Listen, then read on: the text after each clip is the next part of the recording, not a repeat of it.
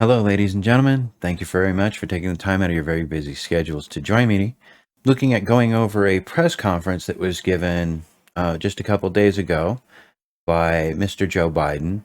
Some of the things he had said in this particular conference, most of it was, it raised a lot of red flags for me, being an accountant for the economics history, some of the things that he said and done, because right now, Mr. Biden has handed down four major edicts, mandates, as if he was some type of a king or a dictator. Because is that where America is at? Where we're at the point where every 4 years we elect a new dictator with this vaccine mandate, the employment mandate.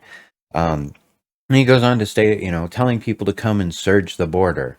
Um, back when he was running for president, which is why the southern border isn't such a disaster that he's in, or that it is in. He has yet to visit it, or Kamala Harris has yet to visit what's going on even now with all the Haitians. But they're more than, well, as you get in, we'll get into this. There's a lot to go over. It's really long, and I kind of do apologize for the length of this video. But there's so much here to unpack. So let's go ahead and get started here.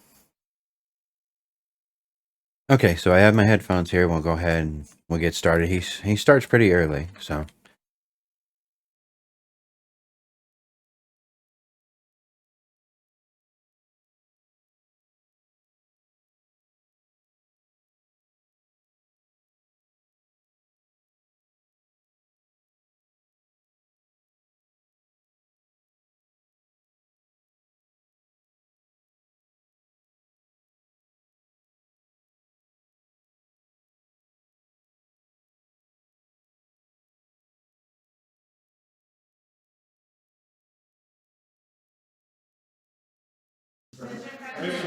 ABC, Rachel Scott. Thank you, Mr. President. You said on the campaign trail that you were going to restore the moral standing of the U.S., that you were going to immediately end Trump's assault on the dignity of immigrant communities. Given what we saw at the border this week, have you failed in that promise? And this is happening under your watch. Do you take responsibility for the chaos that's unfolding? Now, before he answers, this is really important. This is what's happening down in the southern border. This is after he made the statement during the campaign that says, if I win, surge the borders, come, surge the borders. So, of course, he is responsible for what's going down there right now. Horrible conditions that these people, that they're in. Of course, I take responsibility. I'm president, but it was horrible what to see, as you saw.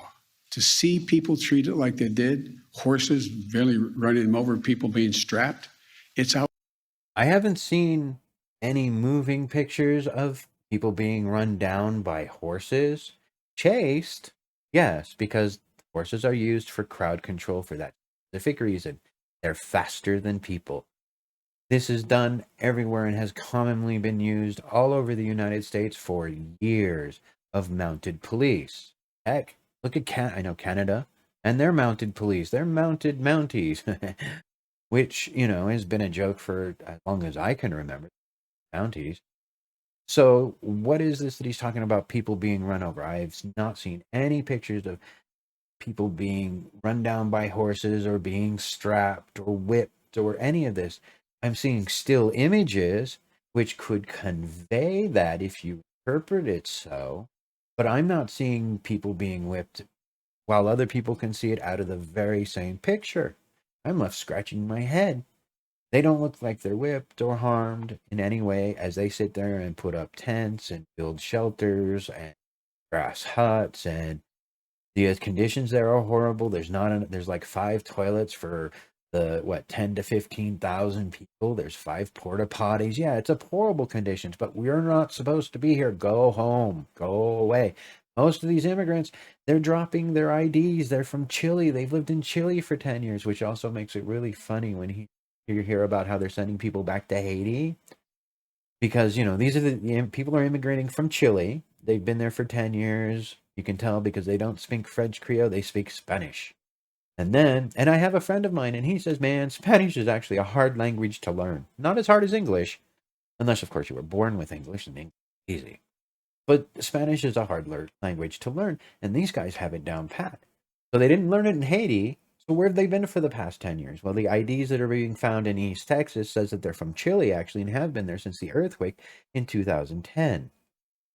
And they're coming up from South America to rush our border. But we're sending them back to Haiti, which I think is incredibly fun. Let's listen to the rest of his response, though. Outrageous. I promise you, those people will pay. So here you go. You've got him promising that somebody is going to pay. They will be an investigation underway now, and there will be consequences. So he's already predicted somebody. They're going to find a scapegoat for this. And I feel sorry for whoever is the scapegoat for this, because this is a total framing. This is just another excuse to get a bunch of people in office on a message of competence and unity. We've witnessed what's happened in the country over the course of the last several months. We've seen the chaotic troop withdrawal from Afghanistan, the threat of a government shutdown right now, and Democrats, members of your own party, are still divided over your agenda going forward. So what do you say to Americans who say that you have not delivered on that promise? Remember, I said it's going to take me a year to deliver everything I'm looking at here. That's number one. Number two. No, I remember you saying, give me 7 months. Take a look at. I actually remember him saying, 7 months, 7 months, give me 7, even been in office 7 months, give me 7 months. Well, now it's a year, and he's going to keep pushing it back. This is just something new. Oh, I need more time. I need more time. What I inherited when I came into office. When I came into office, the state of affairs and where we were. We had 4 million people vaccinated. We had no plan. I could go down the list. Please go down the list. No plan. So he's admitting he had no plan too, even though that was part of his campaign about how, Trump has no plan, but we have a plan. We have a plan to get this vaccine into arms. Trump did just fine in getting that plan to put together. So he's saying they had no plan coming in. There were only 4 million people that were vaccinated, which means, by January 20th, literally, the vaccine had just been rolled out, fulfilling one of Donald Trump's promises that there would be a vaccine before the end of the year. So that means that Operation Warp Speed did work. And now he's trying to claim that, while at the same time blaming Trump for all the problems that are currently going on, like the shutdowns, the lockdowns, the mask mandates, the vaccine mandates, the shutdown of the oil pipeline, ending America's energy independence. The list goes on of things he's done. Mr. Biden specifically has done. But he continues to blame and, it's not my fault.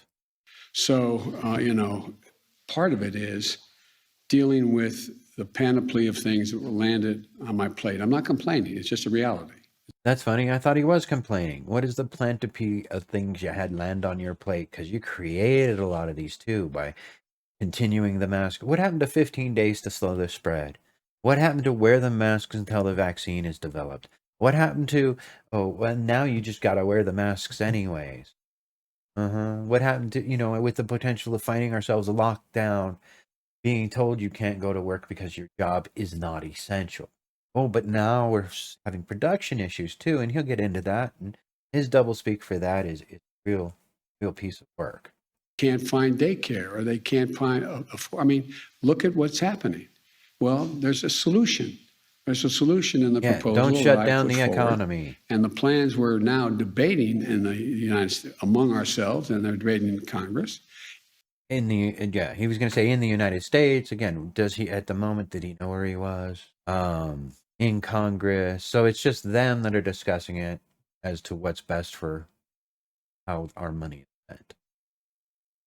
As is the plan, the essence of the plan that I laid out at the beginning. And so I'm confident that at the end of the day, we're going to be able to get that done. Second point I'd like to make, we talk about price tags. It is... Oh, yeah. This is the fun part where I was like, you have got to be kidding me with what he's saying. The price tag for this $3.8 trillion bill plus the $1.9 trillion bill, spending bill passed. There's some mention of a $6 trillion spending package coming up too that he's talking about. I am really, really concerned because the price tag for this, according to him, Zero price tag on the debt. We're paying. We're going to pay for everything we spend. We're going to pay. See, now if you as a person, the government, there's accounting and then there's government accounting. There's a reason these are two separate classifications in accounting, is because the government doesn't keep its economic or in its books the same way that you as an American citizen are required to keep your books. The U.S. government has unlimited credit because of revenues they will raise, whereas you have to, unless you know the credit card. But once you hit your credit limit, well, got to pay for it at some point. The way credit works again. Oh well, I'll take this thing now and pay you later. We'll do these things now and we'll pay for it later. But he still doesn't make it clear of how we're going to pay, except when he says we're going to government revenue. So they say it's not, people, understandably, well, it started off at 6 trillion, now it's 3.5 trillion, now is it going to be 2.9? It's going to be zero, because in that plan that I put forward, and I said from the outset, I said, I'm running to change the dynamic of how the economy grows. He's to change the dynamics of how the economy grows. Again, this goes back to him stating how he's going to fundamentally change the economics in America. This is a concern, people. Capitalism doesn't need to be changed. Not fundamentally. I'm tired of trickle down. I'm not tired of this trickle down, as it's called. It was a beautiful plan put in by Ronald Reagan, only it hasn't been kept to. Spending hasn't been cut. It's increased. As the government grows in your lives, so does the spending. Just like the Capitol Police are growing. Just like the IRS and the enforcement portion of the IRS to enforce on the debt and collect on the debts by $80 billion. This is part of his plan and his package to increase these. Billionaires, billionaires. Let's count the millionaires too, but he doesn't want to because he's one of the millionaires. He doesn't have $1 billion yet. So, and he's probably far from it. So that's why he's attacking the trillionaires, billionaires. I think it should go from the millionaires because I guess the millionaires consider themselves part of the working class. Oh, wait, they do. Millionaires consider themselves part of the working class. Are doing very, very well. You all know it, you've all reported it. And in the middle of this crisis, but hardworking people and middle-class people are getting hurt. And so I provide for example... Yes, hardworking people and middle-class people, while the politicians, like Nancy Pelosi, shows us our refrigerators stocked full of ice cream, $400 ice cream. A tax cut. If you have a child, you get a refundable tax credit. It's reduced hunger in America by 40%. Literally. And that is another lie. I mean, because you can go in, you can see some of the shelves are kind of bare in stores, but somehow he's saying that he's reduced hunger in America by 40%. So it's just an arbitrary number. He's just throwing things out to make himself sound good. None of this is proven that he's lowered hunger in America, especially with all the illegal immigrants, refugees, whatever you want to call them, coming into America as well. And the people who can't get jobs because of his vaccine mandate. So this one is another one of those blatant pieces of misinformation that he's giving out just to make himself feel better. For children. You have the whole notion of being able to provide for daycare for your children, getting people. Okay. Now, while he's going on saying, oh, there's going to be benefits for daycare, healthcare, etc., I know here, like an example being, again, certain states, if you make, say, even over $35,000 a year, you don't qualify for any benefits because you make too much money. Friends who have also been in this situation. Oh, well, you have too much unearned income. You don't have enough earned income for us to give you any benefits. We're already giving you too much money as far as we're concerned. You don't need any more. Who cares if you only make $20,000 a year? Go get a job. But again, there are reasons, unfortunately, why people are on disability and Social Security, and that's why it was put into place. Not just widows. Well, initially it was for just widows of the war, but it grew over the years. Now here we are. But While inflation has increased 6% and admitted by the White House it's increased 6% this year, he's only increasing Social Security by 1.3% while he's busy talking about giving away all this money to single mothers and for daycare and schools. And it's like, because obviously you don't know how best way to spend the money that you have received. It's just a big mess, and he's making it worse. Go back to school, etc. It's all paid for. It's all paid for. But a lot of these are flat tax cuts that exist within my proposal. And they're being calculated as if the cost of the child care tax credit is a cost to the government. It's not. It kind of is a cost to the government because the money's got to come from somewhere. See, this is where he's got this weird economic doublespeak kind of going. He's talking about how, oh, but if we cut taxes, therefore you're not having to pay so much in taxes, but we're getting revenue to pay you more money. Even in this little bit, he's confused me on what his plan kind of is, as he's talking about. It's reducing taxes. Reducing taxes. Not Okay, so $3.8 trillion, but because it's reducing taxes is why it's so high. This, again, as an as an accountant, that doesn't make any sense to me.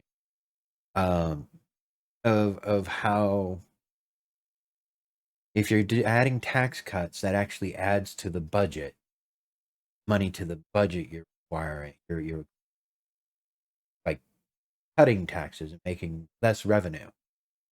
It increases the budget, the spending.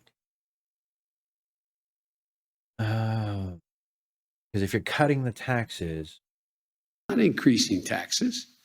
Now, part of the problem is I had hoped, I hadn't planned on, although I kind of anticipated. I was going to say, because when you cut taxes, it's more of when you're in this is why government accounting and your accounting are two different things. In government accounting, I guess they're taking the amount of money that they're not charging you and saying, well, since we're not getting, we'd cause tax cuts and reduce taxes by this much, our revenues is reduced this much, so our spending amount is going to increase by trillions of dollars because we're having less revenue come in to cover our spending. His doublespeak, man, it confuses me. And with that said, I want to say that this video altogether, the two is going to be broken into two parts. It took a lot longer than I expected. Leave a comment down below. Let me know if you want me to keep them on the shorter end or if it's okay they go longer. But I hope there was something in here that you found of benefit to you or to somebody that you know. Please like and share this video and leave a comment down below as I do get to them. And thank you very much for taking the time out of your very busy schedules to watch this video.